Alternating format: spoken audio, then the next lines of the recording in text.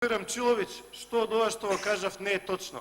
Дека во Македонија владее мафијата, дека сме најкорумпирана држава во Европа, дека станавме заевистан.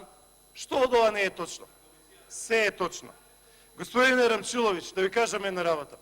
Јас имам поднесен амандман зголемувањето да биде не 10%, 15%. Повелете, прифатете го. Тоа е прва работа.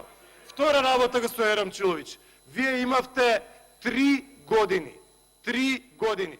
17, 18, 19, еве дојде и 20 с големите плати. Не ги зголемувате платите. Друго, зошто господин Рамчилович, надвор од сите правила, влегува на пленарна седница законот на 4 февруари, треба да заврши, треба да важи од 1 јануари.